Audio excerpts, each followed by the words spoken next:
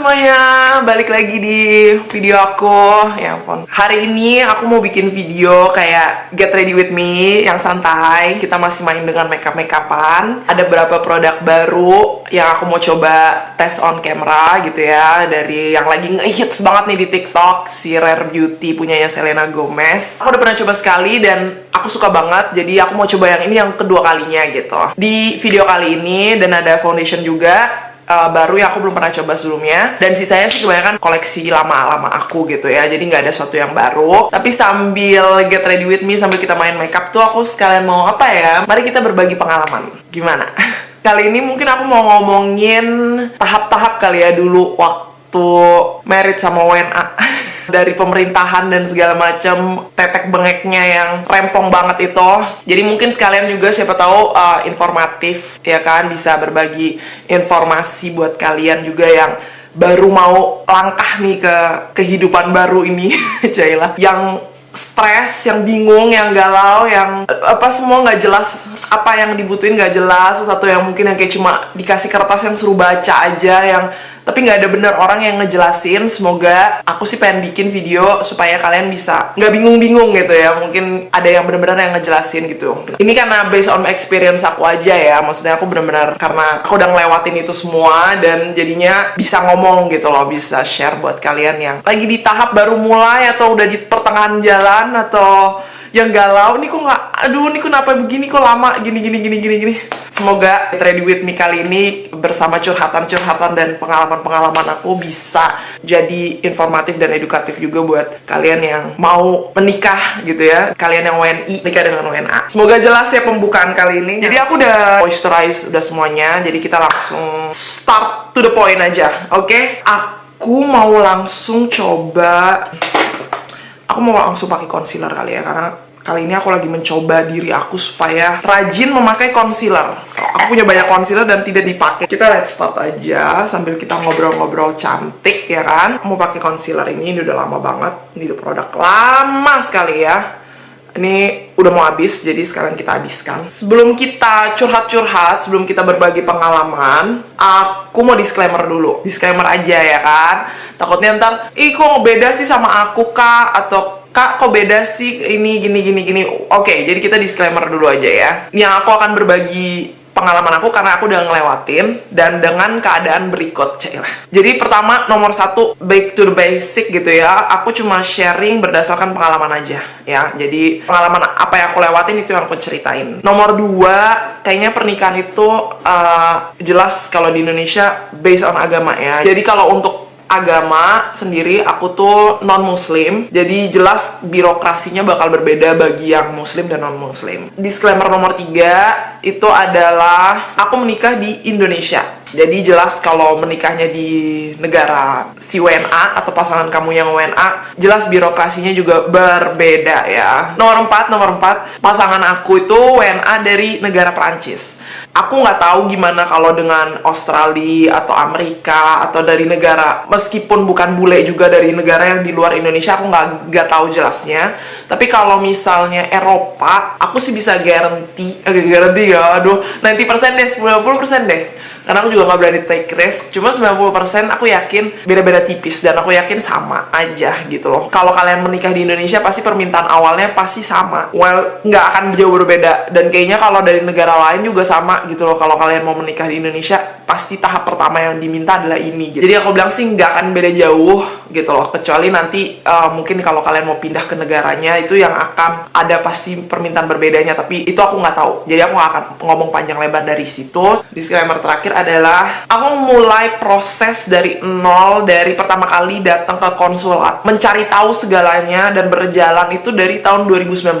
Jadi kalau misalnya sekarang kan tahun 2022 ya kan, jadi kalau misalnya sekarang permintaannya beda, mungkin karena adanya COVID ya kan, pandemi atau lain-lainnya, aku juga nggak tahu persis gimana sekarang. Mungkin ada yang berubah, mungkin nggak berubah juga. Jadi kalau ada permintaan yang berbeda-beda, jangan salahkan aku ya. Karena tadi aku bilang 2019 dan 2022 ada possibility-nya berbeda. Ada possibility ya kan, berbeda gitu.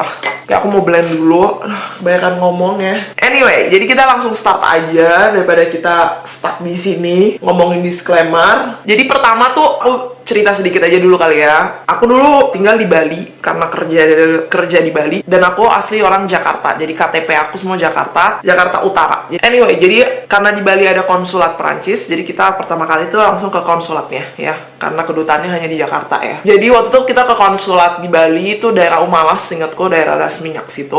Aku cuma dikasih 1 lembar kertas fotokopian gitu. Ini tahap-tahapnya, dia kasih tahu, ini tahap-tahapnya, silakan dibaca sendiri. Permintaan-permintaannya, dan yang pertama dia cuma ngejelasin tuh tahap pertama, karena sisanya konsulat tuh nggak bisa kerjain. Sisanya itu semua kedutaan, semua dikirim ke kedutaan. Jadi konsulat tuh perantara istilahnya kayak gitu. Tapi kalau nanti udah yang lebih jauhnya lagi, konsulat udah nggak bisa bantu, intinya gitu. Jadi aku dikasih selembar kertas itu, aku yang benar-benar buta saat itu, nggak tahu apa maksudnya suruh ngapain gitu ya. Ini permintaannya memang dia minta sesuatu kayak gitu, tapi kayak aku nggak ngerti maksudnya apa gitu loh, bener-bener yang blank, bego banget, dan aku nggak cari tahu apa-apa gitu. Saat itu cuma main source info aku adalah si mbak konsulat ini.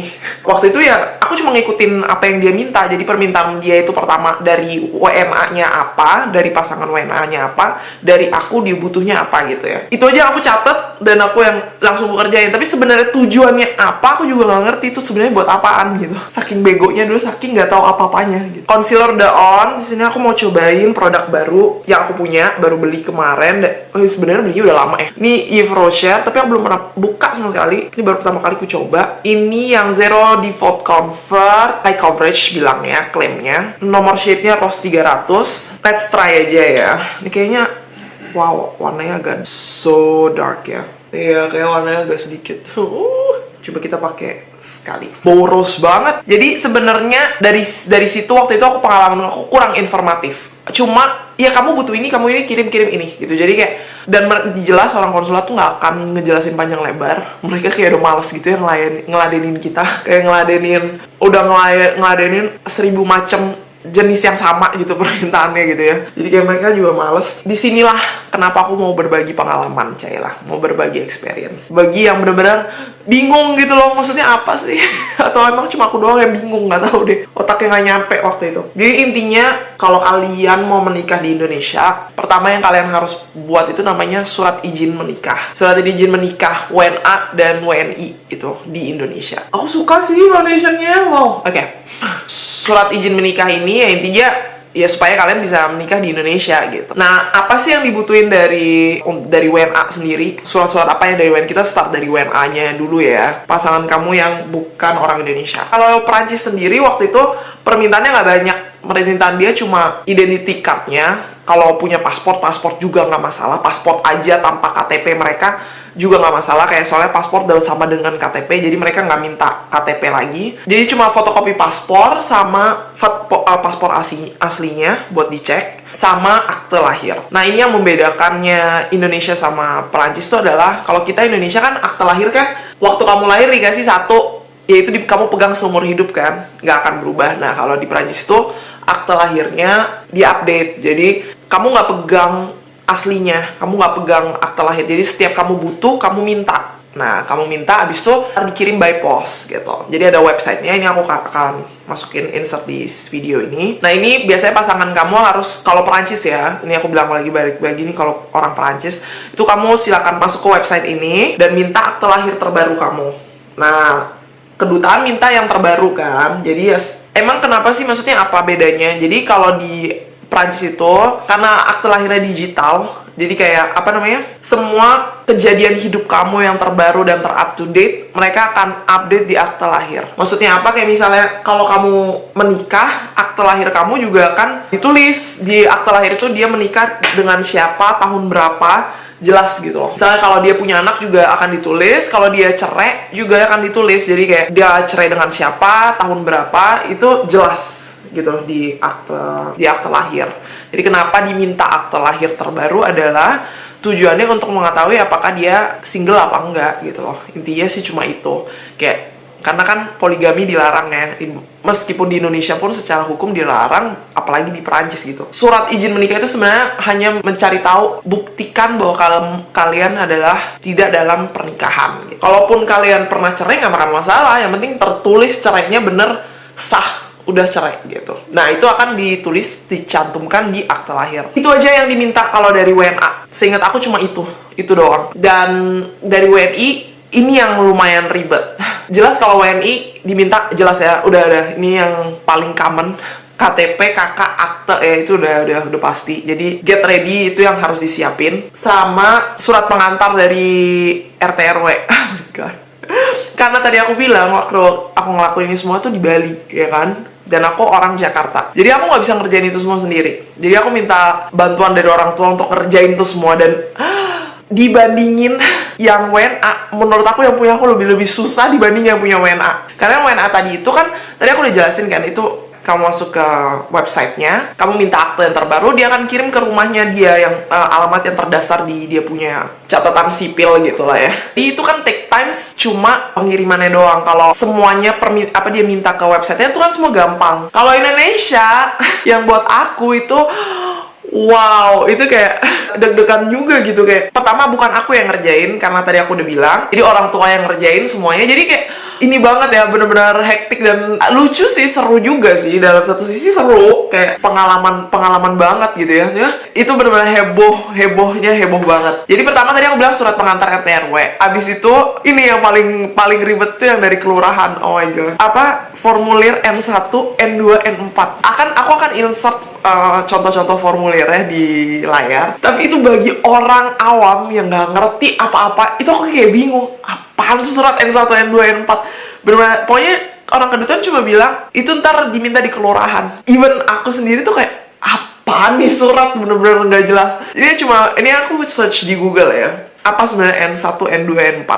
Jadi sebenarnya N itu kalau nggak salah ada sampai 7. Cuma bedanya karena aku non muslim dan aku bukan di bawah umur, jadi aku nggak perlu surat-surat lainnya. Kalau nggak salah kayak gitu deh ya. Mungkin aku ada salahnya, tapi itu bedanya. Jadi N1 itu aku baca ya. Itu tuh surat keterangan untuk nikah. Itu tuh basically isinya kayak biodata diri kamu doang. Nggak penting lah. Isinya biodata, tapi yang ngeluarin tuh kelurahan. N2 itu surat keterangan asal usul. BTW sama biodata kamu tuh sama biodata orang tua. N4 tuh keterangan tentang orang tua, sama itu juga kayak biodata orang tua doang. Kayak seriously itu kayak hal yang terunik sih yang aku kayak lewatin. Itu ini N1, N2, N4. Well, itu udah semua udah lewat, jadi kayak ya udahlah ya. Tapi jadi tadi aku bilang kalau kamu muslim, kalau nggak salah ada N3. Aku nggak tahu ya itu benar apa nggak, tapi N3. Terus kalau kalian di bawah umur itu ada lagi N7 apa N6, aduh I don't know, pokoknya banyak deh, ribet, lewat. Nah sekarang aku mau cobain Rare Beauty. Oh my god, such a beauty. Ini beauty banget ya, aduh. Terus aku bakal tap di sini. Bagus banget. Gila, ini bagus banget, aku nggak bohong ya. Tapi katanya makanya dikit aja, kalau aku makanya banyak ya, karena aku suka banget blush. Ini sambil blend ini, jadi jangan kaget kalau warnanya wow cetar ya. Ini yang di shade Believe ya. Ini shade aku yang Believe ya. Dia ini banget ya, easy to blend dan hydrating gitu loh, lumayan gitu. Just so nice. Dan waktu itu aku punya kendala.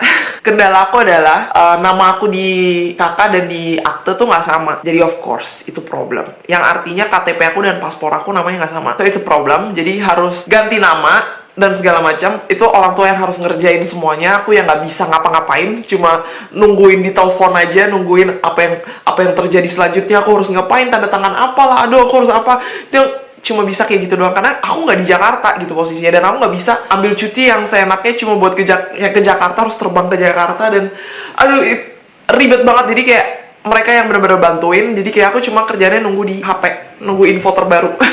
Kayak gitu. Jadi ini aja, be aware sama pay attention sama nama kalian. Itu bakal jadi problem. Kalau aku memang jelas, aku kalau di KTP itu namanya ada 3. Kalau di akte dan di paspor itu nama aku cuma 2. Jadi memang jelas ada perubahan nama, dan aku udah ngerasain pasti ini akan jadi problem. Tapi kayak kalian juga harus kayak misalnya perbedaan huruf aja, kayak misalnya nama kalian yang tulisannya namanya double letter gitu ya, terus di satunya cuma 1 letternya gitu misalnya, ya udah deh, itu aku yakin juga bakal jadi problem. Pay attention itu, karena itu akan jadi extra hardworking ya. extra job lagi untuk ngubah itu semua, butuh waktu pergi ke sana sininya. Itu udah misalnya kalian udah terkumpulkan semua kamu punya paperwork gitu ya, dari dia, dari si dia, dari kamu, udah lengkap. Si N1, N2, N4 ini udah lengkap. Kamu masukin semuanya ke kedutaan, atau kalau waktu itu kasus aku di konsulat. Jadi aku masukin semuanya ke konsulat. Kalau jelas konsulat dia akan kirim ke kedutaan. Ntar kamu terimanya di kedutaan atau either kamu mau di konsulat, terserah kamu. Pokoknya konsulat tadi itu adalah cuma sebagai orang tengah. Apa dari surat-surat yang kamu kumpulin, apa sih yang akan kamu dapat? Cuma 1 lembar kalau nggak salah. Itu dari surat kedutaan yang memberikan izin bahwa ya nih laki-laki ini boleh menikah dengan perempuan ini, atau sebaliknya si WNA ini bisa menikah dengan WNI di Indonesia karena dia tidak menikah, dia jelas orang tuanya si ini memang benar warga negara Prancis misalnya kayak gitu. Jadi surat itu cuma kayak gitu dalam bahasa Prancis kalau nggak salah, habis itu ditranslate bahasa Indonesia atau sebaliknya kayak gitu deh. Pokoknya ada 2 bahasa. Cuma itu doang. Anyway, cuma surat selembar itu, dan itu prosesnya sekitar sebulanan setelah sampai di kedutaan ya. Ini ngomongin sampai kedutaan karena kan tadi aku bilang lewat konsulat. Jadi begitu surat itu keluar dari kedutaan, saat itu aku masih di Bali, belum pindah ke Jakarta. Itu orang tua aku juga yang lanjutin stepnya, which is karena menikahi di Indonesia, jadi kita harus catatan sipil di Indonesia kan. Karena aku orang Jakarta, jadi catatan sipilnya di Jakarta. Ya udah, jadi itu surat dari tadi N1, N2, N4 kamu, surat keterangan RT RW itu kamu udah siap, sama surat izin menikah dari kedutaan si WNA-nya ini udah siap semua. Itu dibawa ke catatan sipil untuk bikin booking, janjian. Kapan nih mau tanda tangan akte kawin. Jadi intinya mau bikin bookingan gitu lah ya, kapan nih gitu si akte kawinnya itu. Tapi jangan lupa di Indonesia kan menikah harus based on agama juga ya. Jadi bukan cuma secara hukum. Mau pakai highlighter dulu. Menikahnya secara agama. Jadi kalau aku karena bukan muslim, jadi menikah agama di gereja. Nanti waktu kalian udah menikah, jadi kan harus menikah agama dulu. Jadi waktu udah nikah agama, sertifikat dari agama itu kamu bawa ke catatan sipil juga. Waktu hari booking kamu itu, hari H itu buat tanda tangan itu jadi bawa. Udah, itu sih cepet sih prosesnya, tanda tangan selesai, beres, dapat akte, aktenya langsung keluar. Jangan lupa foto juga ya kan, sebelum masukin ke catatan sipil semua foto yang berdua, tau lah ya, foto-foto orang mau kawin tuh. Ya itu tuh juga butuh pastinya. Udah, nah itu legal tuh, kalian udah legal kawin di Indonesia tapi nggak di negara dia. Jadi balik lagi ke keputusan kalian ya, maksudnya either kalian mau tinggal di Indonesia atau mau ngikut pasangan kamu di yang WNA tadi. Kayak aku kan kalau kasusnya di aku pindah ke Perancis kan, jadi dari sini aku harus bikin pernikahan aku itu legal juga di negaranya si WNA, si pasangan. Jadi step selanjutnya adalah ada satu akte nikah yang bukan akte nikah biasa gitu deh. Jadi ini kalau kalian menikah dengan WNI, dia akan kasih 1 lembar ekstra. Jadi sebenarnya seingat aku tuh lembarannya isinya kayak paragraf gitu yang menunjukkan ya kamu menikah tanggal segini dengan si ini, kamu anaknya dari sini, terus dia anaknya dari siapa, menikah di mana, dengan pendeta siapa, di gereja apa, tanggal berapa, dengan saksi siapa. Ya jangan lupa tadi ya catatan sipil, jangan lupa buat saksi. Itu kayaknya standar lah, itu kayak menikah sesama WNI pun juga sama standar, dan itu nggak susah sama sekali. Dan itu harus ditranslate dan disahkan di kementerian-kementerian, tiga hukum-hukum itu deh. Jadi dari kedutaan tuh memang dia udah punya link kenalan gitu ya, translator yang mereka udah sering pakai. Jadi mereka ngasih suggest itu yang jadi aku ngikutin aja deh, aku bener-bener ngikutin. Waktu itu bayarnya 1,5 juta seingat aku. Jadi dia translate itu tadi kertas paragraf itu ke bahasa Prancis, which is yang akhirnya menjadi acte de mariage, akte pernikahan Prancis. Ditranslate ke bahasa Prancis, ntar dia akan pergi ke 3, kalau nggak salah, Kementerian Luar Negeri, Hak Asasi Manusia, sama Pengadilan Negeri kalau nggak salah. Nah jadi aku sama sekali nggak kerja apa-apa di situ. Intinya cuma bayar doang. Nah itu butuh waktu sekitar 2 bulan untuk ngerjain itu semua. Kemarin kan aku bikin video essence itu ada ini kan, ada brow gel ini, brow soap. I know how it works now. Harus dicelupin ke air. Atau nggak pakai setting spray, terserah kalian. Jadi aku lebih suka pakai air karena kan dia sabun ya. Jadi aku udah mengerti cara pakai. Aku nggak bakal makeup cetar ya, ini cuma kayak aku pasti pakai cuma kayak sedikit aja eyeshadow, pakai jari aja. Jadi waktu udah nunggu 2 bulan itu, kamu akan terima dari kedutaan adalah buku keluarga sama acte de mariage. Waktu itu adalah akte pernikahan dalam bahasa Perancis. Secara istilahnya kamu udah legal juga gitu nikah di Perancis. Apa gunanya ini? Gunanya kalau kalian mau pindah ke Prancis untuk pembuatan visa. Seterusnya sebenarnya udah gampang sebenarnya. Abis itu tuh tinggal janjian sama, kalau di Indonesia di Jakarta pembuatan visa Prancis tuh pakai VSF kalau nggak salah ya. Aku lupa namanya. Intinya aku bakal insert di sini. Permintaannya udah standar, udah sesuatu yang kamu udah pegang semua intinya. Intinya kamu udah pegang semua itu dokumen-dokumen. Jadi kamu udah punya, kamu tinggal datang bikin janji online, yaitu secara online, bikin janji kapan dia available, terus kamu bikin hari itu, datang, dokumen yang diminta semua pasti dokumen kamu udah punya semua. Except ya paspor ya, semoga kamu juga udah ready dengan paspor. Paspor kamu, fotokopi paspornya pasangan, surat nikah tadi yang dalam bahasa Perancis, buku keluarga yang itu semua udah di-provide waktu selesai dari kedutaan yang akhir itu semua udah di-provide sama mereka. Akte kamu, kakak kamu semuanya kalau dari kamu standar banget, dan itu semua gratis. Wow, kok baik banget sih. Ya, wait for it. Nggak ada yang gratis di dunia ini.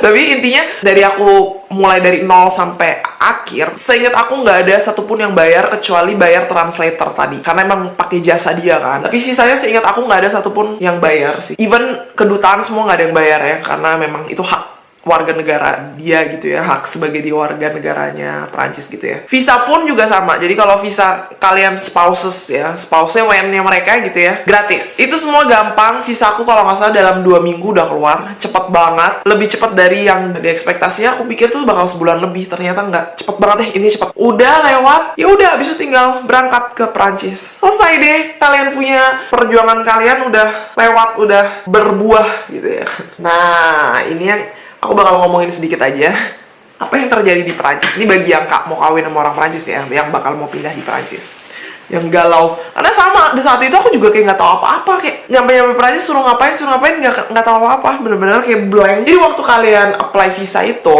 kan visa kalian stiker ditempel di kertas paspor. Ini udah lama banget ya nggak pakai Fenty. Kamu dikasih kertas. Di kertas itu dia itu kasih kertas kecil gitu deh, ekstra. Dia kasih step-step apa yang kamu harus lakuin waktu kamu sampai di Prancis. Jadi dia kasih satu website yang which is kamu harus masuk ke website itu maksimum 3 bulan setelah kamu nyampe di Prancis. Tujuannya apa? Terus itu website intinya kamu harus bayar.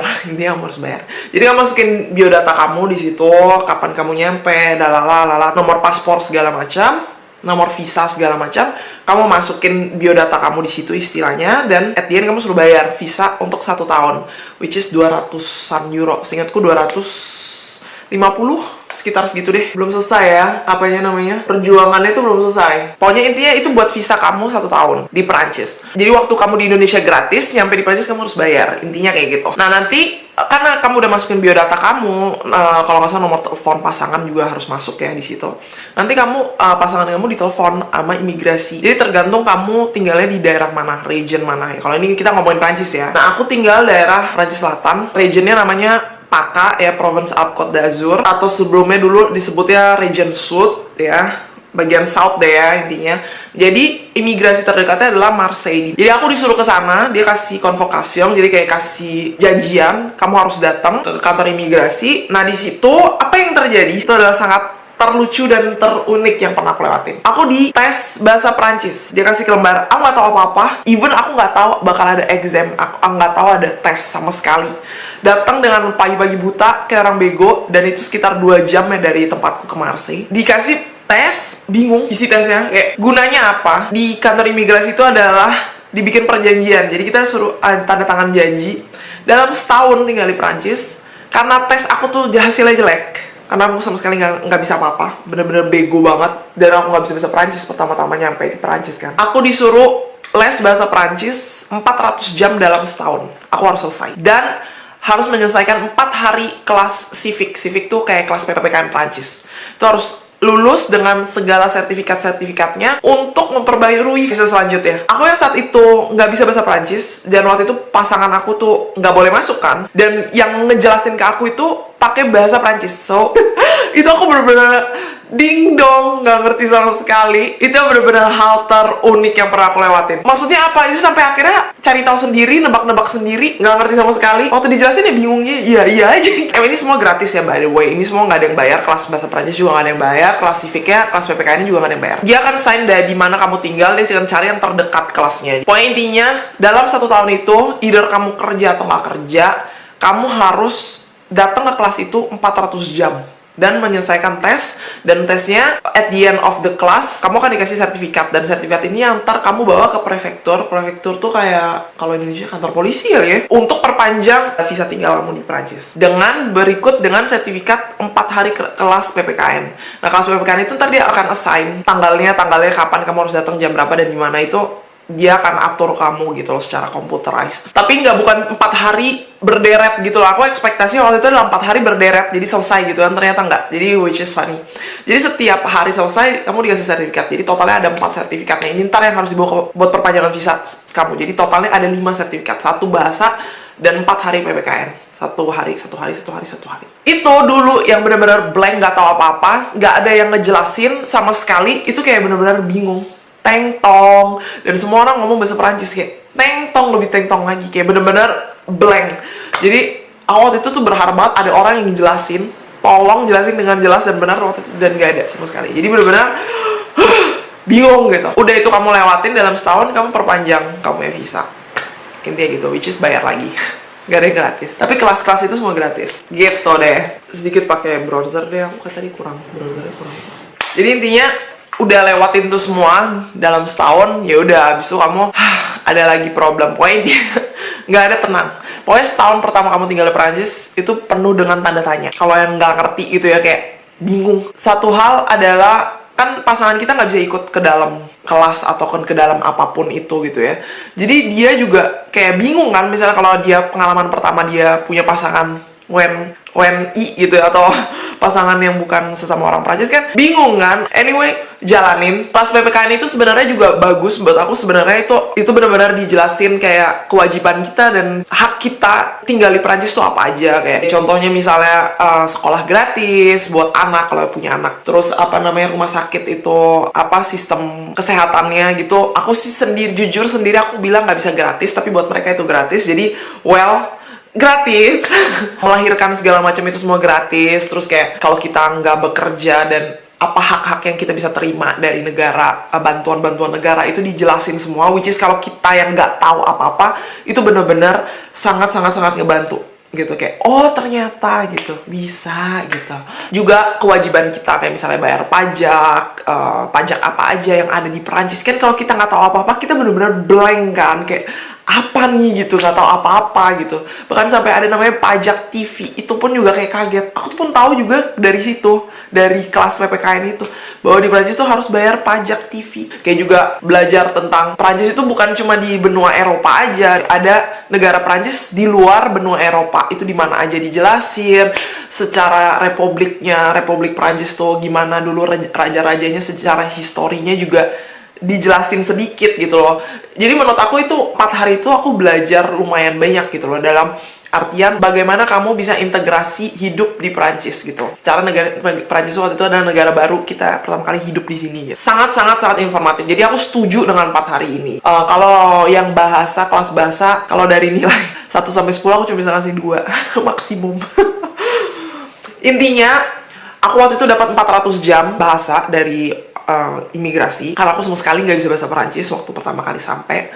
Dan akhirnya waktu aku udah masuk ke kelasnya dan segala macam tahu keadaannya, which is aku nggak akan bicara panjang tentang itu, mereka kasih aku potongan 50%. Jadi intinya aku cukup menyelesaikan dalam 200 jam aja aku boleh selesai gitu. Jadi akhirnya aku menyelesaikan dalam 200 jam, beres, dapat sertifikat, dan aku bisa perpanjang visa. Dan visa selanjutnya kalau kalian punya semua sertifikat yang tadi aku bilang itu, jadi kamu bisa langsung dapat 2 tahun atau 3 tahun. Nanti next stepnya adalah visa 10 tahun. Itu aku akan ngomongin di sini karena kayaknya videonya udah terlalu panjang ngomongin pengalaman birokrasi di Prancis. Semoga video aku, pengalaman aku yang aku share itu bermanfaat. Ini hasil looknya dari makeupnya. Aku bener-bener simple banget ya. Aku bahkan nggak pakai pensil alis ya, cuma brow setting ini. Basically sebenarnya video ini aku mau sharing sih buat kalian yang bener-bener buta ya, kayak dari awal tadi video aku udah bilang ya, bener-bener buta, nggak ada yang bisa ngasih informasi yang bukan aku bilang informasi aku akurat, tapi ada yang ngejelasin loh, bener-bener ngejelasin. Dan saat itu yang aku rasain adalah aku nggak ada yang ngejelasin, aku cuma dikasih kertas suruh baca sendiri gitu. Dan waktu nyampe di Perancis pun juga nggak ada yang benar-benar ngejelasin, karena basically mereka ngomong bahasa Perancis, aku nggak ngomong bahasa Perancis waktu itu. Jadi kayak, dan di tempat aku tuh nggak ada orang Indonesia sama sekali yang senasib sama aku gitu ya, yang harus ngejalanin semua dan bisa berbagi experience tuh nggak ada saat itu. Jadi kayak bener-bener buta dan yang ngejalanin ini sendiri gitu istilahnya. Jadi semoga video ini bisa membantu juga mensupport kalian yang mau mulai dari nol nih, yang bener-bener dari awal video aku cerita tadi itu, yang baru mulai mau register pernikahan, mau cari surat izin menikah di Indonesia. Ini aku ngomongin di Indonesia ya. Good luck, aku yakin bisa. Tips-tips dan saran aku tuh cuma apa ya, fokus aja kali ya. Memang kalau dilihat dari kertas gitu banyak banget apa yang harus dilakuin, harus diminta, harus dikumpulin data-datanya, paperworksnya. Jalanin aja, karena begitu kayak aku sekarang udah di sini gitu ya, ngeliat ke belakang kayak sebenarnya nggak susah-susah banget gitu. Cuma saat itu kalau kita lagi ngejalanin emang susah banget, kayak banyak banget yang diminta, stres. Oh my god, kalau surat ini nggak keluar gimana? Aduh, stay cool, sama-sama saling support aja sama pasangan dan keluarga pastinya. Kalau ada yang bantuin kita itu jauh lebih baik pastinya. Saran kedua tuh adalah siapin waktu. Maksudnya jangan terlalu dadakan, kayak at least tuh dari awal sampai kalau tujuannya mau pindah ke negara pasangan, at least tuh 6 bulan kalian punya gitu. Jangan 3 bulan, 2 bulan gitu ya. Aduh, dari mendingan itu, kalau saran dari aku, kalau memang kayak gitu mendingan nikah di negara pasangan aja dibanding negara Indonesia, karena semua prosesnya tuh kalau namanya berhubungan dengan government itu udah pasti lama. Pemerintahan bukan juga cuma di Indonesia, di Perancis pun juga apapun yang berhubungan dengan negara itu lama. Jadi aku nggak akan blame Indonesia secara utuhnya, karena di sini juga lama. Saran ketiga apa ya, yang terakhir ya, kalau bisa bilang, kalau kalian dalam melakukan proses ini masih kerja ya, aku juga nggak bisa bilang apa-apa. Tapi waktu itu aku tuh ada free time sekitar 3 bulan sampai sebelum aku pindah ke Perancis. Aku bisa kasih saran adalah belajar bahasanya yang tempat kamu akan tinggal nanti gitu loh. Kayak aku posisinya di Prancis ya, belajar bahasa Prancis. Aku belajar bahasa Prancis saat itu di Institut Français di Kebayoran Lama ya. Tapi saat itu adalah aku maunya tuh kelas intensif, which is yang kelas yang tiap hari. Tapi nggak ada kelasnya nggak dibuka. Jadi aku adanya kelas regular, jadi tetap aku ambil, which is seminggu cuma sekali seminggu gitu. Yang akhirnya at the end of the day aku juga nggak ngerti apa-apa. Maksudnya bukan nggak ngerti apa-apa ya. Ya intinya it's not enough gitu loh. Apalagi kita itu posisinya dalam waktu dekat tuh memang harus terjun ke negara itu dan harus bisa at least mengerti bahasanya, which is nggak cukup. Dan akhirnya juga waktu itu jangan lupa, kalau les bahasa gitu kan jangan lupa ada Indonesia ada tanggal merahnya ya. Kalau tanggal merah kayak gitu kelas itu tutup, kita harus extend. Jadi kayak misalnya bisa 2 minggu nggak ketemu gurunya gitu gara-gara tanggal merah, which is aduh udah deh. Aku sih kalau aku saranin belajar bahasanya, tapi yang kelas intensif kalau emang kalian waktunya kepepet banget gitu loh, supaya itu bener-bener ngebantu banget, apalagi di negara-negara Eropa yang nggak ngomong bahasa Inggris. Aku pun kelas yang di Jakarta itu nggak, sampai aku berangkat ke Prancis itu aku belum selesai, kelasnya itu belum berakhir, dan aku nggak ngerjain tes sama sekali. Bener-bener yang udah pergi begitu aja, sangat-sangat disayangin. Tapi ya udah, anyway I did it, tapi ya istilahnya nggak berguna sama sekali. Wah gila, video kali ini panjang banget, ya ampun. Itu aja, jadi aku coba bisa kasih semangat. Kalau kalian punya pertanyaan silakan ditanyakan di kolom komen di bawah. Video hari ini sampai di sini aja.